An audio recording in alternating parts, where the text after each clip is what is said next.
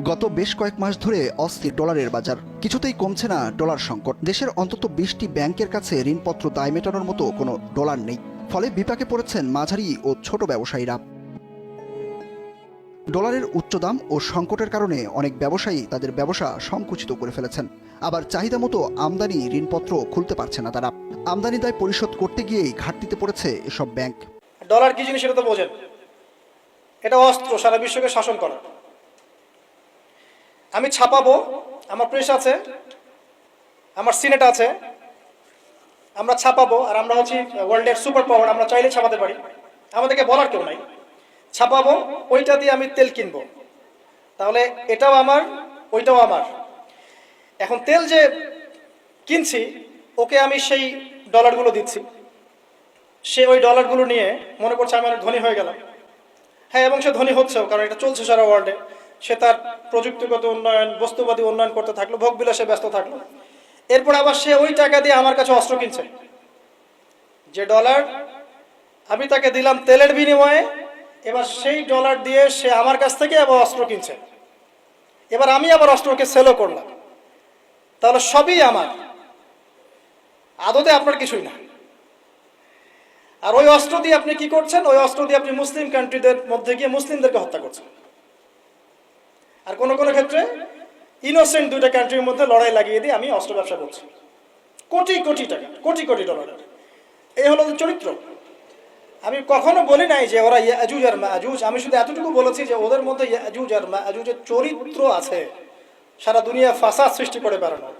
মূল পয়েন্টে আসেন, ওইসব দরিদ্র কান্ট্রি থেকে মেয়েদেরকে নিয়ে ডলারের বিনিময়ে মেয়েদের গর্ভটা ভাড়া নেওয়া হচ্ছে। 9 মাস এখানে স্পার্ম ইনজেক্ট করা হবে এবং এর ফলে একটা বেবি হবে, এবং এই বেবিকে অনেক ভালো কিছু খাওয়াতে হবে। এই জন্য 9 মাস তাকে খুব ভালো পানি, ভালো খাবার দেওয়া হয়। এরপর যখন মেয়েটা গর্ভ খালাস করে, বাচ্চাকে রেখে সে তার কাজ শেষে চলে গেল, ডলারের বিনিময়ে তার গর্ভ ভাড়া নেওয়া হয়েছে। এবার এই যে বাচ্চাটা জন্ম নিল, এই বাচ্চাটা কার? দাসীর না মনিবের? বলেন। মনিবের। কার কার এটা?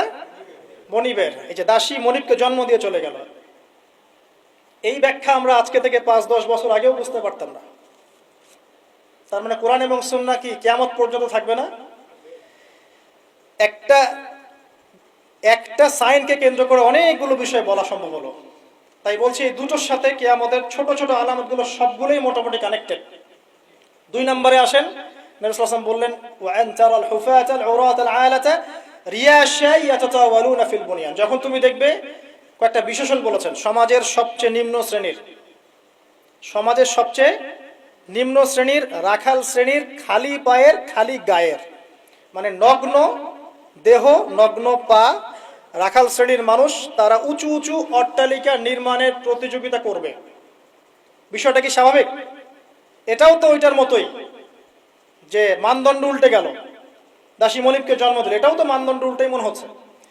কিন্তু এটা হবে কিয়ামতের আগে, নবীজি বলেছেন তার পবিত্র জমানে অবশ্যই হবে। এটা যে হয়ে গেছে অলরেডি, এটা বোঝার জন্য কি আমার খুতবা দেওয়ার দরকার আছে? স্পেশালি আমরা যারা এই যে বড় বড় সিটিসগুলোতে থেকে অভ্যস্ত, ঢাকায় থাকি, নিউ ইয়র্কে থাকি, হ্যাঁ ব্রিটেনে থাকি, মেলবোর্নে থাকি, বড় বড় সিটিসগুলো, দুবাইয়ে থাকি, তাদের কাছে কি এই বিষয়গুলো চোখে স্পষ্ট দেখা যায় না? এমন কোন হিস্ট্রি পড়েন না আপনি, এমন কোন সময় কি গিয়েছিল পৃথিবীর উপর যখন পুরো পৃথিবীর এই হাইলি কনস্ট্রাক্টেড বিল্ডিংস এর প্রতিযোগিতা ছিল? একটা সময় ছিল, সেটা হলো আদ এবং সামুদ জাতির সময়, যখন তারা নিজেদের মধ্যে সব কনস্ট্রাকশন নির্মাণের প্রতিযোগিতা করত। আল্লাহ পাক ওদেরকে ধ্বংস করে দিয়েছে। কিন্তু ওইটা সারা বিশ্বে গ্লোবালি ছিল না, ওই একটা কওমের মধ্যেই সীমাবদ্ধ ছিল। এটা কিভাবে সম্ভব? রাখাল শ্রেণীর মানুষ অট্টালিকা তৈরি করবে। এখানে 3-4টা ব্যাখ্যা হতে পারে। এক, ওই রাখাল শ্রেণীর মানুষের কাছে এমন কিছু ধন সম্পদ করতলগত হবে, ওই যে আমরা বলি হেরিটেজ, মানে কি বলি, গুপ্তধন, এই টাইপের কিছু সম্পদ তারা পাবে রাখাল শ্রেণীর মানুষ, এবং এগুলো দিয়ে তারা উঁচু উঁচু অট্টালিকা নির্মাণের প্রতিযোগিতা করবে। এটা হয়েছে এক সময়, যাদের খাবার টাকা ছিল না, পায়ে স্যান্ডেল ছিল না, গায়ে জামা ছিল না, আল্লাহ পাক ব্ল্যাক গোল্ড দিয়ে দিয়েছেন, অয়েল, ব্যাস সেল করো আর অট্টালিকা নির্মাণ করো, সেল করো আর অট্টালিকা নির্মাণ করো। হয়েছে না এটা মিডল ইস্টে? মধ্যপ্রাচ্য এটা বাস্তব সাক্ষী। 2, হতে পারে ব্যাখ্যা এমন যে এমন কোন অর্থনৈতিক উৎস সারা বিশ্বে চালু করা হবে যার মধ্য দিয়ে নিতান্ত দরিদ্র মানুষেরা অট্টালিকা তৈরি করার সুযোগ পাবে। সেটা কি? সেটা হচ্ছে বর্তমান সভ্যতার রিবা এবং সুদভিত্তিক এই মনিটরি সিস্টেম। এই সুদভিত্তিক মনিটরি সিস্টেম এবং ব্যাংকিং সিস্টেমের মাধ্যমেই সম্ভব রাখালের অট্টালিকা নির্মাণ করা। সে গিয়ে বলবে আমি আমার জমি আছে বা আমি জমি চাই, আমার ফ্ল্যাট দরকার, এটা দরকার, ওটা দরকার। কি করতে হবে? লোন দিতে হবে। ওকে লোন নাও, 1 কোটি টাকা নাও, তোমাকে 10 বছর সময় দিচ্ছি, 10 বছর পর তোমাকে 1,50,00,000 দিতে হবে। সে মনে করবে হ্যাঁ কোনো সমস্যা নেই, 10 বছর টাইম দেওয়া হয়েছে, একটু না হয় বেশিই দিলাম চার্জ, বাট আমি তো আমার স্বপ্ন পূরণ করছি। অথচ সে বুঝতে পারলো না সে মায়ের সাথে জিনা করলো, যে খেলো সেও জিনা করলো, যে খাওয়ালো সেও জিনা করলো, যে সাক্ষী থাকলো সেও করলো, যে লিখে রাখলো সেও করলো। এর ফলশ্রুতিতে এলিট সোসাইটির খুব একটা সমস্যা হয়নি। এই রিবার মূল পরিণতিটা হচ্ছে যে দরিদ্র মানুষরা দিন দিন দারিদ্রতার অতল তলে যেতে থাকবে। খুব এলিট সোসাইটি যারা, ওদের খুব একটা সমস্যা হবে না। এটাই রিবা। যারা রিবাকে ফর্ম করেছে সারা বিশ্বে, ওই সভ্যতার কিন্তু খুব একটা ক্ষতি হচ্ছে না। যাদেরকে ও সুদ খাওয়াচ্ছে, IMF এর থ্রু দিয়ে বলেন, ওয়ার্ল্ড ব্যাংকের থ্রু দিয়ে বলেন, সবাইকে সুদ খাওয়াচ্ছে। ঋণ চাচ্ছ, ঋণ দিব, এইসব শর্তগুলো দেখে ঋণ দিব, তবে আমাকে এত পার্সেন্ট দিতে হবে, অত পার্সেন্ট দিতে হবে। এখন এই পার্সেন্টেজের টাকাটা কত টাকা, এই টাকাটা কি আমাদেরকে দিতে হবে না? অতএব এখানে সুদ আমরা খাচ্ছি, খেতে হচ্ছে। সারা ওয়ার্ল্ড এভাবে চলছে। এখন আপনি কি ওয়ার্ল্ডের বাইরে যেতে পারবেন? পারবেন না। তো সারা বিশ্বে এভাবে এই সুদভিত্তিক মনিটরি সিস্টেমের মধ্য দিয়ে দরিদ্র শ্রেণীর মানুষকে উঁচু উঁচু অট্টালিকা নির্মাণের সুযোগ করে দেওয়া হয়েছে। সংক্ষেপে বললাম।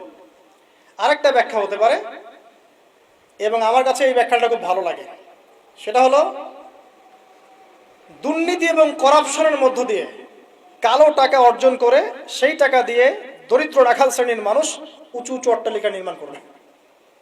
এটা জাজল্যমান প্রমাণ এখনকার যত মুসলিম কান্ট্রি আছে সবগুলো মুসলিম কান্ট্রি করাপশনের মধ্য দিয়ে, কালো টাকার মধ্য দিয়ে, জুলুমের মধ্য দিয়ে, মানুষের টাকা আত্মসাতের মধ্য দিয়ে, সরকারি মাল আত্মসাতের মধ্য দিয়ে কোটি কোটি টাকার মালিক হয়েছে কালো টাকা সব। এবং এটা একটা বড় অংশ পাচারও করা হয়ে গেছে। তো 3টা ব্যাখ্যাই মিলাতে পারবেন আপনি কিভাবে একজন রাখাল শ্রেণীর মানুষ উঁচু উঁচু অট্টালিকা নির্মাণ করতে পারে।